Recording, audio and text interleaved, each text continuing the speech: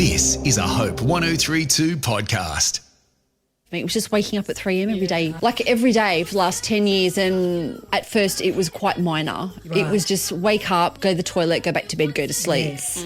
It was just that process of waking up. Yeah. However, towards the end, it was just lying there and not being able to sleep. Yeah. Welcome to She Wasn't Born Yesterday, the pod that fearlessly chats about all things affecting us ladies who are 40 plus fabulous. Well, and the guys that want to know what we think. Well, them too. I'm Janet Evans, advertising creative. And I'm Jenny Woodhouse, semi-retired social worker. In other words, you're busier than ever. We're J&J and we're super thrilled you're with us for She Wasn't Born Yesterday.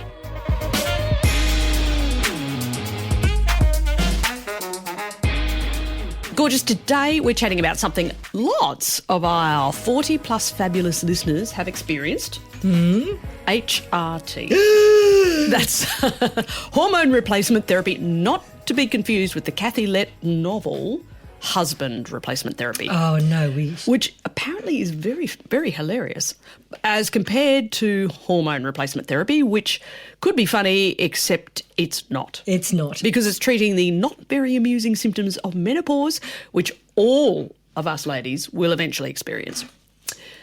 Now, a simple search tells us that HRT, sometimes known as MRT, menopause replacement therapy, is a treatment that literally replaces our hormones, estrogen and progesterone, which decline naturally as we age. So that'll be a dead giveaway in the name, hormone replacement therapy. I'm glad you picked up on that because that's exactly what it does.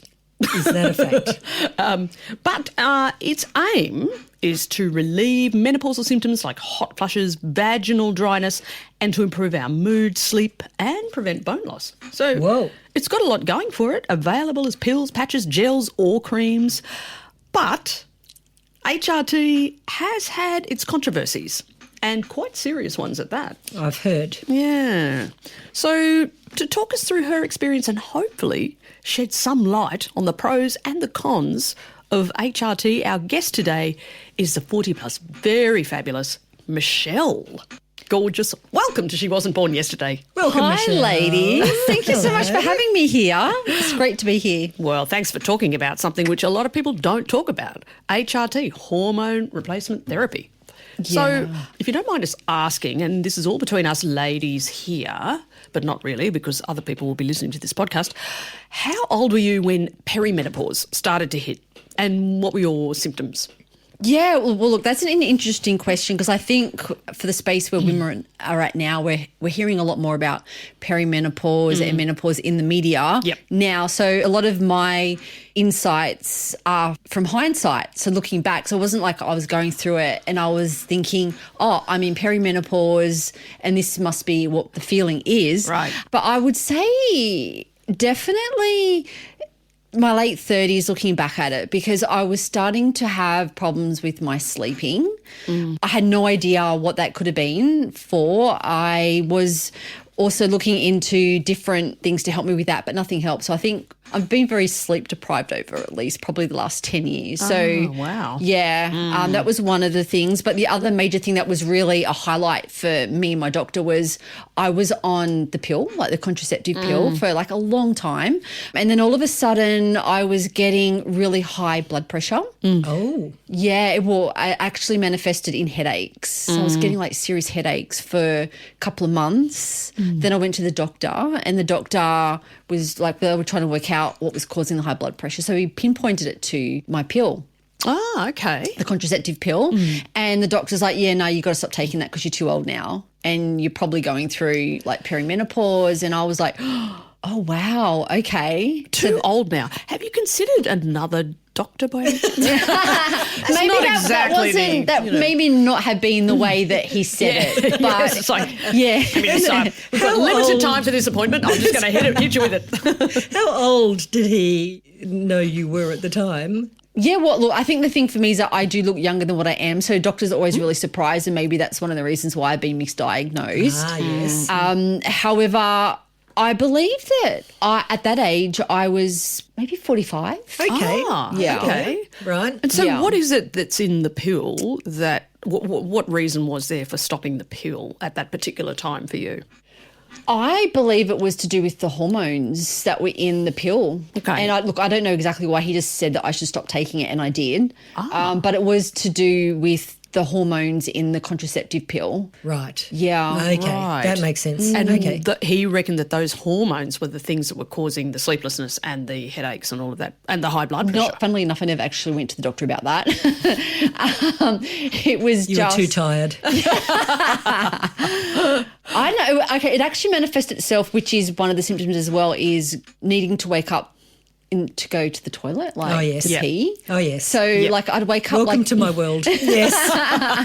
40 plus fabulous. Yes. Yeah. So it was always like, it was never like a majorly enough thing for me to talk to the doctor about. I never even thought about talking to the doctor about it. Right. So, I mean, technically, perimenopause is supposedly the transitional phase before menopause, when you can have irregular periods and fluctuating hormone levels. But menopause is a specific point when a woman hasn't had a period for 12 months, basically signifies the end of your reproductive life, and it's a single event, whereas perimenopause is the period, so to speak, leading up to it. So how did you try and manage your symptoms at first? Did you just try to sort of tough it out, or what did you do? Yeah, well, I guess I didn't realise that the symptoms were related, like the perimenopause, and then I guess, yeah, like waking up at 3 a.m. every day to just pee. Like that was just seemed like a normal thing that I was like, oh, well, I don't know. I didn't think that was a problem. And then that was waking me up. Managing that, I was trying to do better sleep hygiene. So I was trying to, Were you doing things like taking herbal sort of remedies or something? Or yeah, for my sleep, yeah. But then Yeah. I guess because it wasn't so much falling asleep for me, it was just waking up at 3 a.m. every day. Ah, yes. Trying to interrupted go to the sleep. toilet. Like Yeah. every day for the last 10 years. And I just, Do you not get back to sleep afterwards? later on, yeah, that was the issue. Right. It was just eventually I was just waking up at 3 a.m. So I guess from, say, over the course of, say, 10 years, at first it was quite minor. It Right. was just wake up, go to the toilet, go back to bed, go to sleep. Yes. It was just that process of waking up. Yeah. However, towards the end, it was just lying there and not being able to sleep. Yeah. Okay. So you'd basically have to go to bed at 7 p.m. Yeah. in order to be able to get your full 8 hours. Yeah. Yeah. It's tricky. That is very tricky. And were you getting, the classic hot flush things at all? No, not really. So that's just started happening, I believe, this year. Okay. And they're not hot yet. So I remember, I don't know how you ladies, like you observed your mum when she was going through her like menopause, but I remember I was still living at home with mum, and mum would literally be sitting on the lounge, we'd all be watching TV, and then all of a sudden she would come out in this massive big sweat and like literally take off all her clothes and just be like, oh, I'm having a hot flush. And that horrifies me to think that I could be going through that and, being at work or being at an appointment with Because you don't want to take off all your clothes. No, do you? definitely not. right. Definitely not. Like I'm just like it's a different world now. So It's a side hustle as a stripper. You could have made money out of this. yes. It's funny, very Because attractive though. My mum, we were brought up in Bris Vegas, so it was extremely hot there anyway. So gosh. my mum was just sweating all the time anyway. So I think she went through menopause for about 40 years. I'm still going through menopause. 21 years down the track. How did you first hear about the idea of hormone replacement therapy? I remember a number of years ago watching something on television. It was an Australian, I'm sure it was like 7 o'clock current affair shows, and I was just watching it. This came up how this girl was going through perimenopause, and she had quite a lot of symptoms, like negative symptoms, like mainly depression. So she started this HRT therapy, and it really helped her mental health. And the whole idea about what she was talking about was that there's such negative information about HRT, and even doctors were steering her away from taking it, but then she decided to take it anyway, and it changed her life. Wow. So I For the remember better, you that. take For the it. better. Yeah. For the better. Yeah. Just clarifying. So that kind of stuck in my mind for a long time, and I always thought, okay, I'm going to give it a go if I need it. Okay. But it's not something you can just pick up over the counter, is it? Or No. is it? No, you have to No. have a GP prescription recommendation. Correct. Right. So, did you get to a point of thinking, I think I Give need it a go? this? I'll Yeah, give it I a go. think this year when, first of all, my sleep, I was just like, I need to sleep. But also, I think the catalyst was I started to get warm flushes, not hot. I just started to feel the warmth arising, and I was like, I'm not going to deal with this. I'm just going to go to my doctor and have a chat and just hear what she has to say about it. And what did she have to say about it? Yeah, so obviously, like, my main concern with it was all the bad press that it has had, and that it causes cancer and it causes all these negative things. So when I just went to the doctor and I said I wanted to trial it for 1 month. And I said, my concerns are that I've heard there are all these negative consequences for taking it. And her response was, I hear that you have some doubts. However, the way that it's made up now is a lot different to what it used to be. And I believe she said that it was more synthetic, and that was a good thing, and that she'd be happy to recommend me something. Like, it was never that it was a bad thing. It was always, well, we went through my history of my health. Obviously, there are certain conditions that it's not a good fit with. I didn't have any of those, so she recommended we did a trial for a month, and like my sleeping, I could feel the difference. Also in my mood, after the 1 month, I'm like, yeah, let's keep going with it. Wow. So now I've been taking it for, I think, about 4 months. Okay. What sort of mood difference did it make? I just felt, and probably look, once again, in hindsight, looking over like the last 10 years of my life, I think it's the switch in the hormones. When you're young, everything's great, you feel good because you have all the hormones in you. Then as those hormones start to leach from your body, it doesn't Right. impact your mood. So not so much that I was depressed, but just things made me a little bit angrier.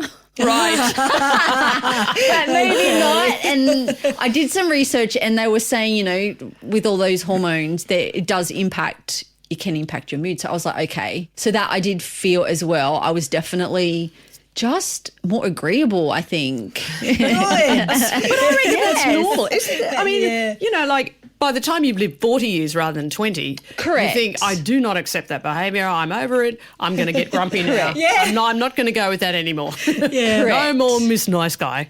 Go. Yeah. And that was it. That was part of the experiment. You know, I was like, let's just experiment and see what happens. But when I say, like, I'm still, maybe the way that I'm unagreeable is a little bit more, Rational. yes, acceptable to society. You're an socially idiot. Let's just get that out acceptable. there. Yeah. And here are the reasons why. Yes. Now, I tried HRT Okay. many years ago. Gave me shocking diarrhea. And so I tried a different one, and that was the same. And then I tried black cohosh. You know, the whole, it's not a prescription drug. It's a, what do you call that? Like a herbal thing? Yeah, Like a- herbal thing, black Okay. cohosh. That gave me shocking diarrhea as well. And you know what? I thought I give up. So have you had any side effects from HRT? Probably the most significant one, or the one that I've noticed the most, just sore boobs. Ah, right, okay. Yeah. Okay. So since then, I actually stopped taking it for about a week. I thought I'm just going to drop back a little bit. And I did read somewhere online, which I don't know if that's correct. One lady did say that she started taking it day on, day off. Okay. So I've been trialing that as well. But apparently with what I am taking, that is one of the symptoms, and it does go later Right, on. you get used to it. Yeah. Okay. Oh, that's I interesting. haven't got that far. I've only been on it for 4 months. So I mean, that would have been a little bit scary because, like, the whole controversy around the treatment was, in fact, this US health study found out in 2022 that it was supposedly to increase the risk of breast cancer, stroke and heart disease, which, like, shocked everybody. Yeah. But subsequently, it's been kind of debunked. But at the time, I think there was, like, this huge kind of, like, oh, wow, scaremongering campaign. And so if you have sore boobs, then potentially you think, oh, maybe it's true, or maybe in my case it's true. Was that a factor in your thinking as well? Not at all. It was more the pain because it was impacting my exercise. So like when I was lying when I was doing my stretches, I'm like, oh, this is impacting me. So I recently, and my doctor said as well, like I was due for a mammogram. So I just literally had my mammogram a couple of weeks ago, got the results this week, and I'm fine. Oh, so I think as long as you're doing all the right things, and like you did mention about the whole breast cancer issue, it has been debunked. There is like a tiny increase of a chance of getting it. However, if you are doing your regular mammograms and doing all the right things, doing your doctor's visits, and it has actually been proven. So the one that I'm on, they have been saying that, yes, in the past, the HRT was a negative on your health, but some of them can actually help with your heart health and help with osteoporosis and help with diabetes and depression. So and that's been proven as well. Yes, Right. yeah, So it's really so interesting. Is it? I mean, interesting. every single medication under the sun has all these sort of list of potential side effects, including death. Yes. And you read through all of that and you go, oh, my goodness, Yeah. So how do you actually make a decision then? Because you'll be looking it up on Google and seeing half Or the worst case scenario. Well, well, half the things you read on Google will be negative, and half the things will be positive. good How point. did you make the decision? Why choose to start HRT? I think for me, it's all about quality of life. So if I'm in a role, like if I need to work and I need to go and do appointments, and if I'm work a lot with customers and clients and I'm in a meeting, or if at the back of my mind I'm thinking, oh my gosh, I'm having a heat flush, or if I'm at work, that would be a little bit embarrassing. So for me, it's about just making my quality of life better. I know that just sounds like my whole life is about work, but like my sleep, the first thing, right? The first sleep is like so important. And if I can now sleep all the night through since I've been taking it, my quality of life and having that restful sleep, that's going to impact my life a lot. Absolutely. And the lives of all the people And my around husband's you. life, and my work colleagues, everyone. Yeah. So I think for me it was quality of my life. Okay. That was definitely the number one thing. And then I thought if I can trial this and it actually works, that's more important for me than not. It is a shame that we feel, that we can't be in a room with other women in a similar situation and that we have to feel like we're embarrassed because we're sweating, because we're going through something that's just a normal part of life. I mean, So it true. is. Oh, I tend to turn it into a drama so that everyone around me understands. And I say to all the men around, just my advice to you is never be a middle-aged woman. Yeah. That is my Just- advice to you men. Love that. That's but it. it's like it's been around forever. Women have always gone through menopause, and why not just sort of just say, oh well, look, excuse me, I'm just going to fan myself now because I'm going through the pause and I need a bit of a cool relief here. Bring me a cocktail, please. That's right. On the rocks. Yes, do that. That's perfect. I think that's excellent. I think a positive way to look at it is when I was growing up. So my mum probably had stopped working when she was at the menopause age, and even going back the generations of women, we didn't work as long as what we're working now. So I guess it's a new thing for everyone, just working and being at that age where you are menopausal and dealing with hot flushes while you're at a business meeting, and how do you even cope with that? Yeah. Well, hopefully it does become kind of more mainstream and acceptable. Yeah. It should be mainstream Coffee menopause. table, conversation. Just That's right. like, It's actually, that would be good. more ice water on the tables, Yep. more sort of tissues, more Fans, sort of, fans, lots of fans around the those place. little buzz things that you, totally. So how long do you think you'll stay on it? What do you think you'll do? It's a good question. I've got no idea. It's just I've been on it now for 4 months. I know that there are all those risks that we spoke about. The longer that you're on it, the more risk there is of getting some of those health issues. So for now, just the short term, maybe a couple of years, but I guess I'll just take it as it goes. And is your doctor sort of advising you along the way? And do you recommend that for other women if they want to go on it? I guess because it's been such early days, we don't really know. But we had the conversation at the 1 month mark, and I just said, look, I'm really happy with it. I would like to keep on going. So she gave me a script for maybe 6 months. So I'm still halfway through that. So I guess when I come to the 6 month mark, then we would have that conversation again with the doctor. And did she ever present anything as an option to HRT? Like, No. Are there other ways to get those hormones Well, into there you? are the herbal, you know, you attack them with the herbal things like black cohosh. Yeah, but I think there are a few of those. black cohosh doesn't sound good. I'm just going to have a cup of black cohosh. Anyone care to join me? Fortunately for you, Janet, it comes in tablet form. So yeah, you'll be right.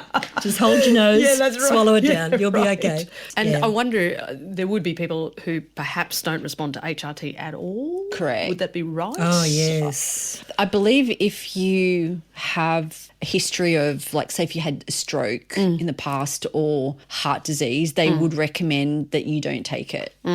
Because I did have to answer a whole bunch of questions, but I passed the test. So I was able to Ticked all the boxes. ticked all the boxes, yeah. Okay. Yeah, it's really interesting. Right. Well, so for us ladies who are 40 plus fabulous, going through perimenopause or menopause and just not coping with the symptoms at all, or we're just looking for some sort of solution, what would you recommend to us?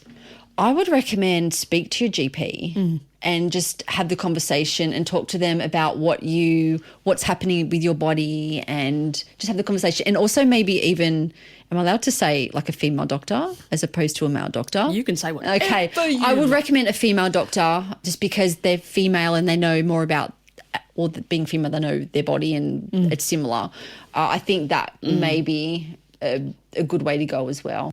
Wow. Well, Michelle, thank you so much for joining us on She Wasn't Born Yesterday. My pleasure, ladies. Thank you for having me. It's been great talking to you today. Has it? Yeah.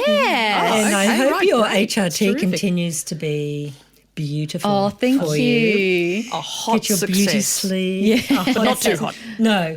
Take a fan. I carry a fan with me everywhere I go. I'm your fan. Do you? You are my fan. Oh, Let me yes, see I that need a fan. fan. I Hang on. love that. Take that out again. Yeah, that's a fan. Jen has taken out a fan. It's folding up into a little thing. Yeah, it's a little That is you know, amazing. little pocket-sized fan. If you're listening to this, we wish you could see it, but we'll put it in the show notes. Yeah, good plan. Thanks again, Michelle. Thank you. No worries, ladies. Thank Thank you very you. much. Gorgi, thanks for listening. We hope you enjoyed this ep as much as we did. And why not join us for more insider goss and sneaky pics on our Facebook group called, strangely enough, She Wasn't Born Yesterday. So jump on the socials and see you next time, or rather, chat soon.